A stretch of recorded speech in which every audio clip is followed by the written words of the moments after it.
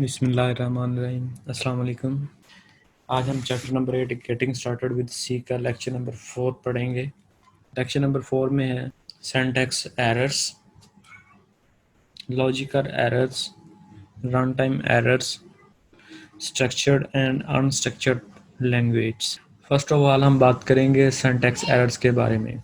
तो previous lecture के अंदर हमने ये देखा था कि जब भी हम कोई भी प्रोग्राम को कंपाइल करते हैं तो उसमें एरर्स एक्सपेक्टेड होते हैं। ये एरर्स कौन डिटेक्ट करता है? ये बेसिकली कंपाइलर है। कंपाइलर की हमने ये डेफिनेशन ये देखी थी, compiler is a type of software that converts high level language into a low level language. तो सिंटैक्स एरर, डिफरेंट एरर्स के टाइप्स हैं बेसिकली, कि कितने टाइप के एरर हो सकते हैं। कि पहले नंबर पे सिंटैक्स एरर, लॉजिकल एरर और run time error. Syntax errors क्या होते हैं? जैसा कि नाम से ज़ाहिर है, सिंटैक्स एरर ग्रामेटिकली मिस्टेक, उसको हम कह देंगे syntax error. Errors that occur when you are violate the rules of writing C syntax are known as a syntax errors। जब भी हम ग्रामेटिकली मिस्टेक करेंगे, स्पेल की मिस्टेक करेंगे, सेमीकोलन की मिस्टेक करेंगे, इन शॉर्ट हम ये कह लें डेलीमीटर्स की मिस्टेक होगी, टोकन्स की मिस्टेक होगी, पंक्चुएशन की मिस्टेक होगी लैंग्वेज के अंदर, तो हम उसको कह देंगे कि ये एक ऐसा एरर है जिसको कंपाइलर डिटेक्ट करेगा और हमें बताएगा कि इस लाइन में, इस कॉलम में ये वाली मिस्टेक है। इस चीज़ को हम कह देंगे सिंटैक्स एरर। इसको डिटेक्ट करना बहुत आसान है, चूंकि इसको कंपाइलर हमें खुद ही बता देता है कि इसके अंदर इस लाइन पे ये वाला एरर है। This compiler error indicates something that must be fixed before the code can be compiled। इससे पहले कि वो कंपाइल हो, हमने ये बात की थी पिछले लेक्चर के अंदर कि एक ऑब्जेक्ट फाइल तभी कंपाइलर हमें क्रिएट करके देगा जब हम उसको एरर फ्री एक फाइल देंगे। तो एरर फ्री तभी हो सकती है कि जब हम उसको ये तमाम सिंटैक्स रूल्स का ख्याल रखेंगे तभी। All these errors are detected by the compiler and thus are known as a compile time error। भी इसको कह दिया जाता है चूंकि इसको कंपाइल ही डिटेक्ट कर रहा होता है। मोस्ट फ्रीक्वेंट सिंटैक्स एरर, ज़्यादातर जो आने वाले एरर्स होते हैं वो ये होते हैं कि ये पैरेंथेसिस मिस हो गई, सेमीकोलन मिस हो गया, वेरिएबल्स के नाम मैच नहीं कर रहे। मिसाल के तौर पर ऊपर आपने लिखा VAR, नीचे आपने लिख दिया पूरा वेरिएबल VARIABLE वेरिएबल, तो बज़ाहत तो ठीक लग रहा है VAR और वेरिएबल, वो भी उसको रिप्रेजेंट कर रहा है, वो भी उसको रिप्रेजेंट कर रहा है, लेकिन चूंकि ये टाइटली कपल्ड लैंग्वेज है, लूजली कपल्ड लैंग्वेज नहीं है। टाइटली कपल्ड लैंग्वेज का मतलब ये है कि इसके अंदर ये केस सेंसिटिव लैंग्वेज है। इसमें वो केस को डिटेक्ट करता है कि VAR स्मॉल केस में लिखा हुआ है या कैपिटल केस में लिखा हुआ है। तो स्मॉल केस में लिखेंगे तो उसके मीनिंग्स कुछ और होंगे, तो कैपिटल केस में लिखेंगे तो उसके मीनिंग्स कुछ और होंगे। तो इस तरह के जो वेरिएशंस आ सकती हैं अगर, तो इन वेरिएशंस की वजह से सिंटैक्स एरर्स भी अकर होते हैं। इसके बाद है ये इसकी एक example, syntax error. C program to illustrate a syntax error. Hash includes stdio.h, हमने हेडर फाइल ऐड की, ये इसका मेन फंक्शन है। इसके अंदर ये एक वेरिएबल लिया हमने जिसको वैल्यू असाइन की 10, ये दूसरा वेरिएबल लिया जिसको वैल्यू हमने असाइन की 15। तो यहाँ पे आप देख सकते हैं कि यहाँ पे सेमीकोलन आना चाहिए था, क्योंकि हमें पता है कि सी लैंग्वेज के अंदर जितनी भी स्टेटमेंट्स होती हैं वो हमेशा सेमीकोलन पे एंड होती हैं। तो इसमें मिस्टेक ये है, ये कंपाइल नहीं होगा, सक्सेसफुली कंपाइल नहीं होगा। रीज़न इज दैट के स्टेटमेंट के एंड पे सेमीकोलन नहीं है। तो याद रखिएगा स्टूडेंट्स, अक्सर कन्फ्यूजन स्टूडेंट्स को ये होती है कि कहाँ पे हमें सेमीकोलन पुट करना चाहिए, कहाँ पे नहीं करना चाहिए। तो इसका आंसर बहुत सिंपल है। देखें, जब हमें पता हो कि एक स्टेटमेंट है, एक बात चल रही है, तो फिर हम कभी भी सेमीकोलन नहीं लगाएंगे। मिसाल के तौर पर इफ़ स्टेटमेंट के बारे में हम पढ़ेंगे। इफ़ स्टेटमेंट्स ऐसी, चैप्टर नंबर 11 के अंदर इफ़ स्टेटमेंट से मुराद ये लिया जाता है कि ऐसी स्टेटमेंट जिसमें कंडीशन एवेल्युएट हो रही होती है। मिसाल के तौर पर if students marks is greater than 40, अगर उसके मार्क्स 40 से ज़्यादा हैं तो बात तो अभी ख़त्म नहीं हुई, अभी फर्दर कुछ ना कुछ वो कहने वाला है।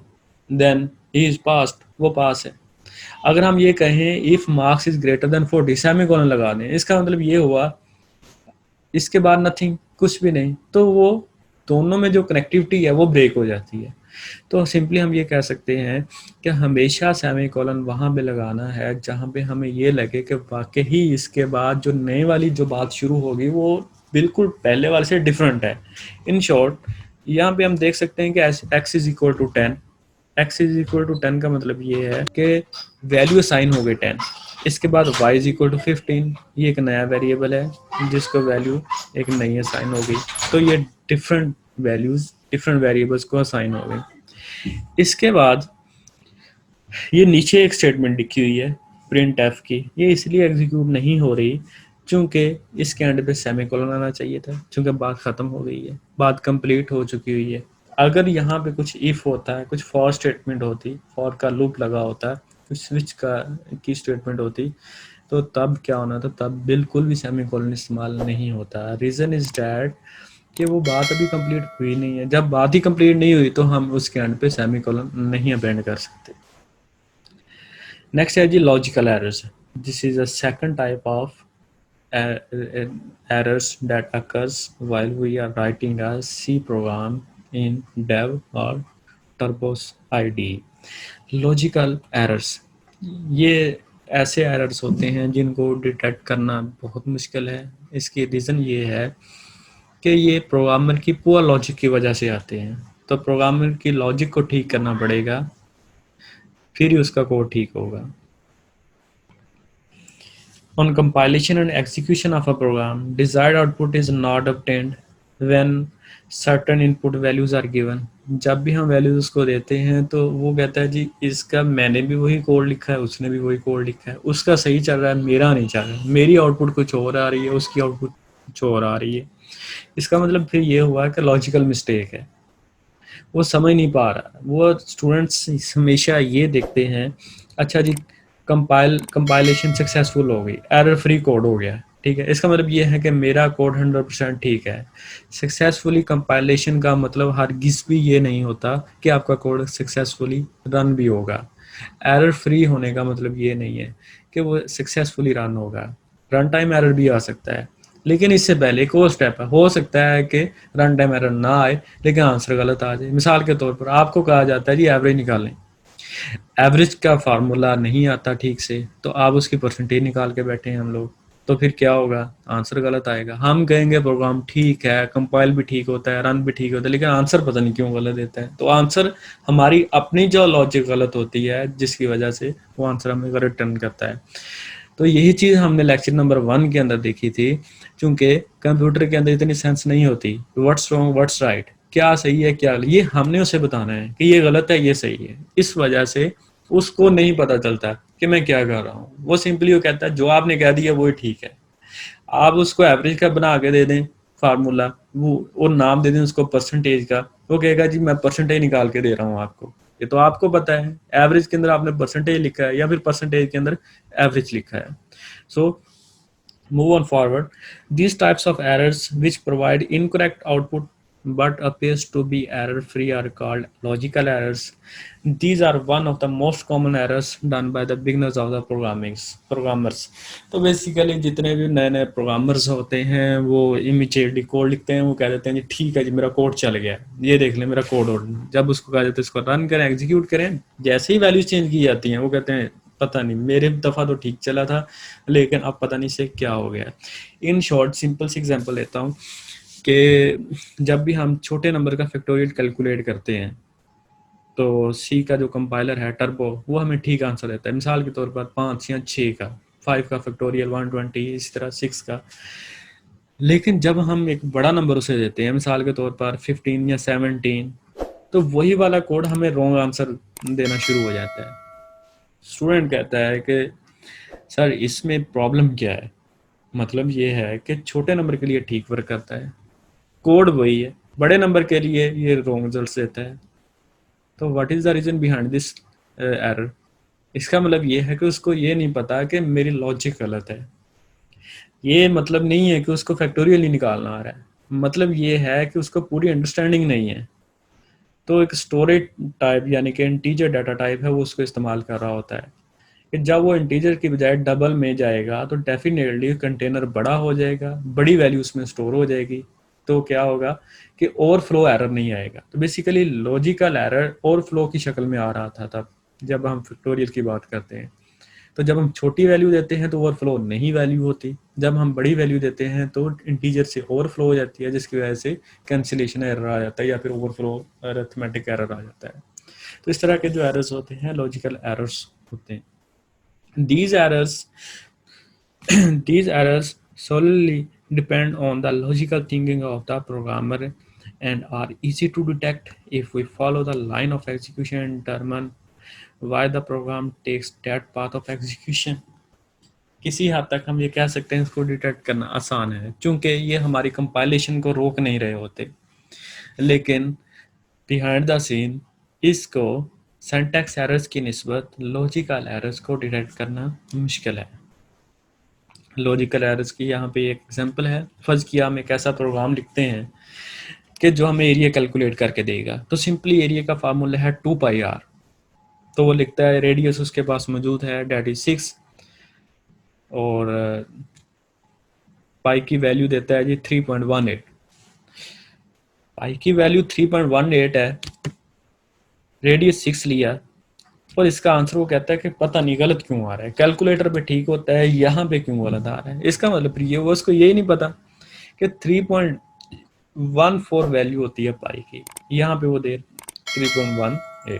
कुछ भी कर ले ये आंसर ठीक नहीं आने वाला है जब तक कि वो पाई की वैल्यू ठीक नहीं करेगा। इसका मतलब ये है उसको फार्मूला तो आता है बट उसको पाई की वैल्यू का नहीं पता। तो कंपाइलर को नहीं पता पाई की वैल्यू क्या है, कंप्यूटर को नहीं पता पाई की वैल्यू क्या है। तो ये हमने खुद से, या तो आप यहाँ पे बिल्ट इन फंक्शन यूज करें, वो पाई की वैल्यू ऑटोमेटिकली उठाए और एरिया कैलकुलेट करके आपको आंसर दे दे। जब आप उसको मैनुअली खुद दे रहे हैं, कांस्टेंट वैल्यू दे रहे हैं कि this is the value of pi, हम कह रहे हैं 2πr फार्मूला है, उसको तो नहीं पता, उसके लिए तो ये 3.18 ही है। What is the value of pi वो नहीं फिलहाल जानता। तो इस तरह का जो एरर है हम इसको कह देंगे लॉजिकल एरर। तीसरे टाइप के जो एरर्स हैं वो है रन टाइम एरर्स। एरर्स विच अकर ड्यूरिंग प्रोग्राम एग्जीक्यूशन, जब प्रोग्राम कंपाइल भी हो चुका, ऑब्जेक्ट फाइल भी क्रिएट हो चुकी, जब वो रन होता है फिर जो एरर आता है हम उसको कह देते हैं run time error. One of the most common run time errors is division by zero. जब भी किसी नंबर को हम जीरो पे डिवाइड करते हैं तो क्या होता है कि division by zero run time error आ जाता है। चूंकि कंपाइलेशन के टाइम पे उसे थोड़ी पता होता है कि जो भी नंबर है ऊपर समथिंग डिवाइड बाय जीरो, तो इसका आंसर क्या आने वाला है। अगर 0/0 करेगा डेफिनेटली तो डिवीजन बाय जीरो का एरर नहीं आएगा, लेकिन अगर कोई वैल्यू है पर डिवाइड बाय जीरो करेगा तो system definitely error run time error generate करेगा। This types of error are hard to find as the compiler doesn't point to the line at which the error occurs. पता ही नहीं चल रहा होता है प्रॉब्लम है कहाँ पे, इसलिए डिफिकल्ट है। ये यहाँ पे एक प्रोग्राम लिखा गया है सिंपल सा, जो ये इलस्ट्रेट करता है कि किस तरह से डिवाइड बाय जीरो का एरर आता है। दो वेरिएबल लिए गए हैं, एक वेरिएबल को वैल्यू साइन की गई है 9, दूसरी को 0। यहाँ पे इन दोनों को डिवाइड किया गया है तो ये क्या हो रहा है, so this program normally terminates, चलेगा फौरन से टर्मिनेट हो जाएगा, कुछ भी डिस्प्ले नहीं करेगा। वजह ये है n/0 समथिंग डिवाइड बाय 0, तो वो नॉर्मली टर्मिनेट हो जाएगा। स्ट्रक्चर प्रोग्रामिंग नेक्स्ट है जी। दो चीज़ों के बारे में हम डिस्कस करेंगे कि स्ट्रक्चर्ड और non structured programming. Structure programming नाम से जाहिर है एक ऐसी प्रोग्रामिंग की टाइप जिसके अंदर कोई भी प्रोग्राम एक वेल स्ट्रक्चर फॉर्मेट में लिखा जाता है, इसको कह देते हैं structure programming. In structure programming the code is divided into functions और मॉड्यूल्स, छोटे छोटे हिस्सों में तकसीम कर दिया जाता है। This is also known as modular programming. Modules or function are a set of statements which perform a subtask. As each task is a separate module, it is easy for the programmer to test and debug. सारी सी बात है, आसानी हो जाती है। फर्ज किया कि अरिथमेटिक ऑपरेशन परफॉर्म करवाने के लिए मैं 4 स्टूडेंट्स को एक टास्क देता हूँ। आपके ज़िम्मे प्लस का काम है, आपके ज़िम्मे माइनस का काम है, आपके ज़िम्मे डिवीजन का काम है, आपके ज़िम्मे सब्ट्रैक्शन का काम है। तो चारों स्टूडेंट्स काम करेंगे अपने अपने टास्क के ऊपर। जब चारों को कंबाइंड किया जाएगा, चारों मॉड्यूल्स को, तो मैं ये कह सकता हूँ कि मेरे पास एक बेसिक अरिथमेटिक कैलकुलेटर आ चुका हुआ है। फर्ज किया प्रॉब्लम आता है मल्टीप्लिकेशन में, तो मैं कंसर्न पर्सन से पूछूंगा कि आपके मॉड्यूल में, मल्टीप्लिकेशन के मॉड्यूल में प्रॉब्लम आ रहा है, आप इसको रेक्टिफाई करें, आप इसको ठीक करें, या आपने ये कोड सही नहीं लिखा हुआ है। इसका फायदा हमें ये हुआ कि मुझे ऑब्जेक्ट ए, बी, डी, सी ने तो अपना काम कर लिया, बाकी के 3 लोगों से मुझे पूछने की जरूरत नहीं है कि आपने मल्टीप्लिकेशन का कोड क्यों गलत लिखा है। वो किसी पे ब्लेम भी नहीं लगा सकता। रीजन इज दैट कि वो जो 4 मॉड्यूल थे, मैंने चारों को अलग अलग अलग से टास्क मैंने असाइन किया था। चूंकि एक में प्रॉब्लम आया तो कंसर्न बंदे से कंसर्न करूंगा और वो मुझे उसका आंसर रिटर्न कर देगा।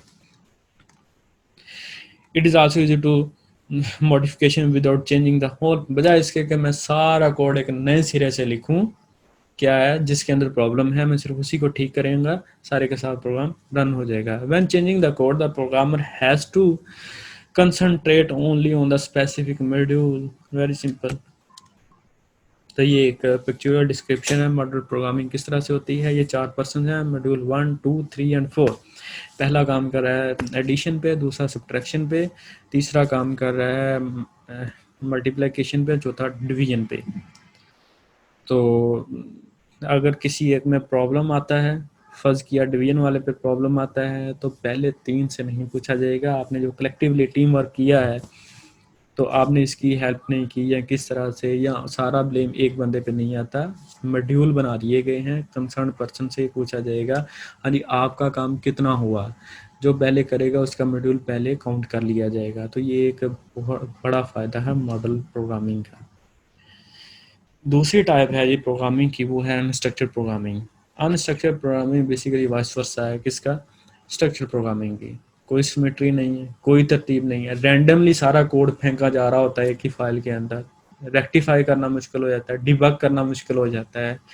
जब टीम वर्क होता है तो एक एक बंदा जो है उसको बताना पड़ता है आप तुम्हारी ये 4 लाइन है, ये 6 लाइन है, इस पे काम करना है। एक अलग से बंदा होता है जो उन सारे कोड को कंबाइन करेगा, कलेक्टिवली टीम वर्क करेंगे।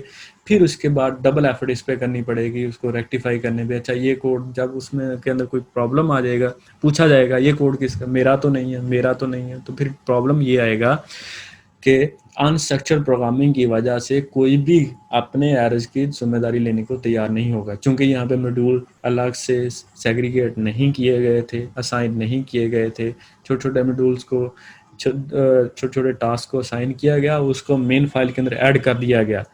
तो ये बन गई आपकी unstructured programming. In unstructured programming style the code is written in a single file block. पूरी का पूरा कोड जो है एक ही फाइल में लिख दिया जाता है। The whole program is taken as a single unit. It is a very bad approach. It is harder to do changes in the programme.